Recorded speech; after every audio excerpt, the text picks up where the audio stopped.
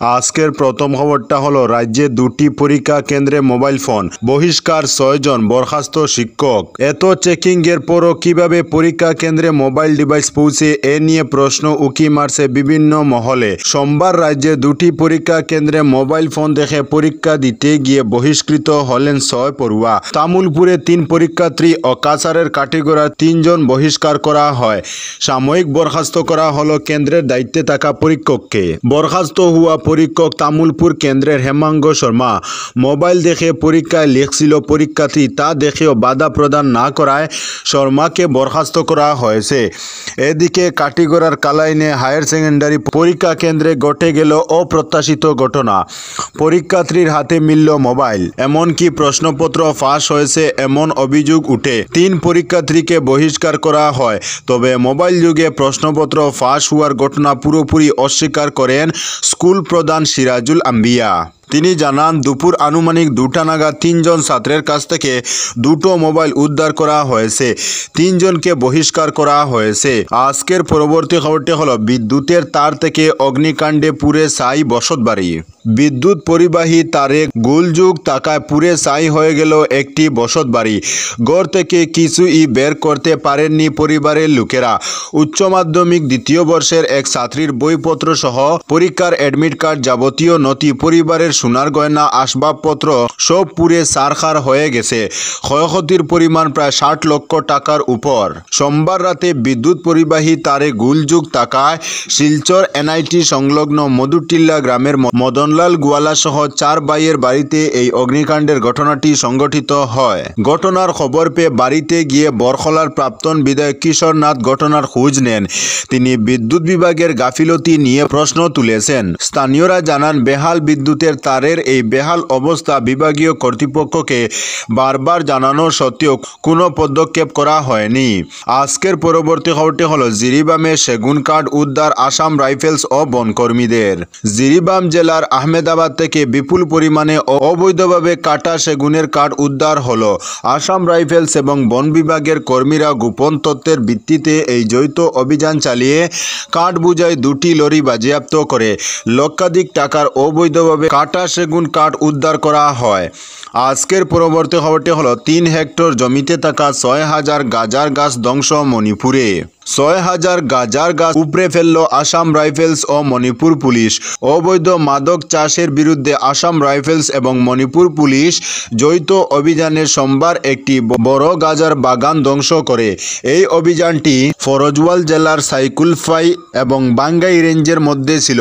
প্রায় 3 হেক্টর জমিতে ছড়িয়ে থাকা প্রায় 6000 গাজার গাছ তুলে পুড়িয়ে দেওয়া হয়। ধ্বংস হওয়া গাজার আনুমানিক বাজার মূল্য প্রায় 10 লক্ষ টাকা।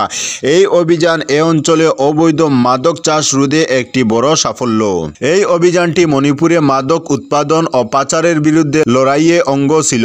নিরাপত্তা বাহিনী মাদক বিরোধী অভিযান জোরদার করার প্রতিশ্রুতিও পুনর্ব্যক্ত করেছে।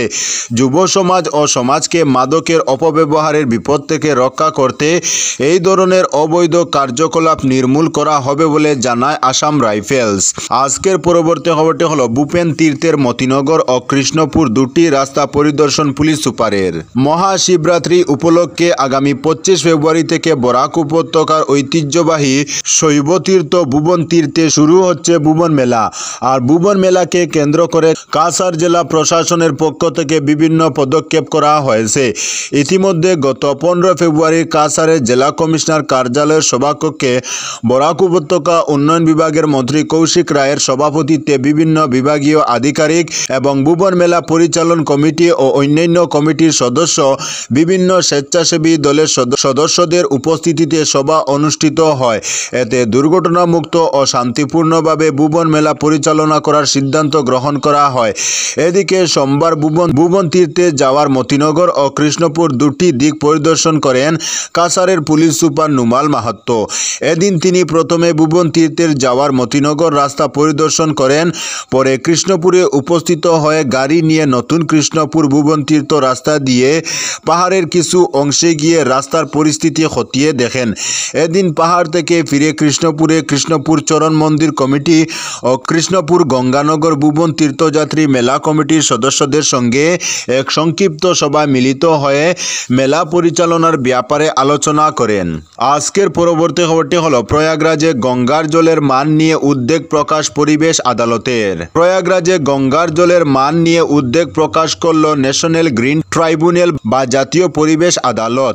3 ফেব্রুয়ারি কেন্দ্রীয় দূষণ নিয়ন্ত্রণ বোর্ড মহাকুম্ভে মেলা চলাকালীন গঙ্গার জলের মান সংক্রান্ত বিষয়ে একটি রিপোর্ট ট্রাইব্যুনালে জমা দিয়েছিল, যেখানে স্পষ্ট বলা হয়েছে স্নানের উপযুক্ত নয় জল এবং তাতে ফিকাল কলিফর্ম ব্যাকটেরিয়ার মাত্রা বেড়ে যেতে পারে। রিপোর্ট পাওয়ার পর উত্তরপ্রদেশ সরকারের দূষণ নিয়ন্ত্রণ পরিষদকে তলব করেছে জাতীয় পরিবেশ আদালত। বুধবার পরিষদের আধিকারিকদের ভার্চুয়ালি আদালতে হাজিরা দিয়ে ব্যাখ্যা দিতে বলা হয়েছে। রিপোর্টে বলা হয়েছে জানুয়ারির 12-13 তারিখে নদীর জল পরীক্ষা করা হয়। তাতে দেখা গিয়েছে বায়োকেমিক্যাল অক্সিজেন ডিমান্ড অর্থাৎ বিওডি এর নিরিখে ওই জল স্নানের জন্য উপযুক্ত নয়। এমনকি ফিকাল কলিফর্ম ব্যাকটেরিয়ার মাত্রার দিক থেকেও স্নানের উপযুক্ত নয় গঙ্গার জল। জাতীয় পরিবেশ আদালত রিপোর্ট খতিয়ে দেখে উত্তরপ্রদেশ দূষণ নিয়ন্ত্রণ পরিষদের কাছে ব্যাখ্যা চেয়েছে। নদীতে দূষণের মাত্রা কমাতে কি পদক্ষেপ করা হচ্ছে তাও জানতে চায় পরিবেশ আদালত। আজকের পরবর্তী খবরটি হলো সুনাইয়ে হেরোইন সহ ধুবড়ীর 2 যুবক গ্রেফতার। সুনাই থেকে মাদক সহ ধুবড়ীর 2 যুবককে পাকড়াও করল কাছাড় পুলিশ। সোমবার রাতে সুনাইয়ের দনেহরি প্রথম খণ্ডে এক অভিযান চালিয়ে 2 জনকে গ্রেফতার করে পুলিশ। গোপন তথ্যের ভিত্তিতে দনেহরি পয়েন্ট অভিযানে নেমে ধুবড়ীর শামচরকুটি 3য় খণ্ডের বাসিন্দা ও মোহাম্মদ আলী তালুকদার, যার বয়স ছিল 38, কাজিগাঁওয়ের হুতাবাগরার যুবককে হেরোইন সমেত গ্রেফতার করে পুলিশ। তাদের ব্যাগে তল্লাশির সময় সন্দেহভাজন হেরোইন থাকা 14টি সাবানের কেসে 175 গ্রাম উদ্ধার করা হয়। আজকের পরবর্তী খবরটি হলো মহিলা উদ্যম প্রকল্পের অধীনে নিযুক্তি পাওয়া কাছাড়ের মহিলাদের সংবর্ধনা ও গফর। অসম সরকারের মহিলা উদ্যম প্রকল্পের অধীনে কাছাড় জেলার নিযুক্তি পাওয়া 13 জন মহিলাকে সংবর্ধনা প্রদান করল অগপ দলের কাছাড় জেলা কমিটি।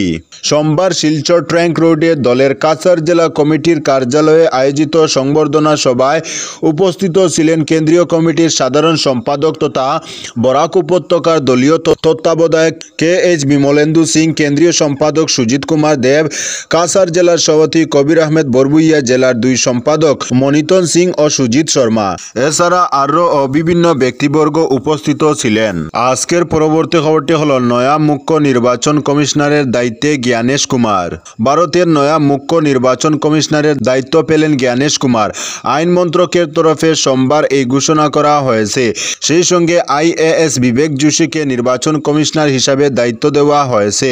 মঙ্গলবার বর্তমান মুখ্য নির্বাচন কমিশনার রাজীব কুমারের মেয়াদ শেষ হয়েছে। তার উত্তরসূরি বাছতে সোমবার বৈঠকে বসেছিল মুখ্য নির্বাচন আধিকারিক বাছাই কমিটি। বৈঠকে ছিলেন প্রধানমন্ত্রী নরেন্দ্র মোদী, কেন্দ্রীয় স্বরাষ্ট্রমন্ত্রী অমিত শাহ, কেন্দ্রীয় আইনমন্ত্রী অর্জুন মেঘওয়াল, বিরোধী দলনেতা রাহুল গান্ধী। বৈঠকে জ্ঞানেশ কুমারের নামে সিলমোহর পড়ে। তো বন্ধুরা, আজকের জন্য এতটুকু। পরবর্তী কোনো নতুন ভিডিওতে দেখা হবে, তখন অবধি ধন্যবাদ।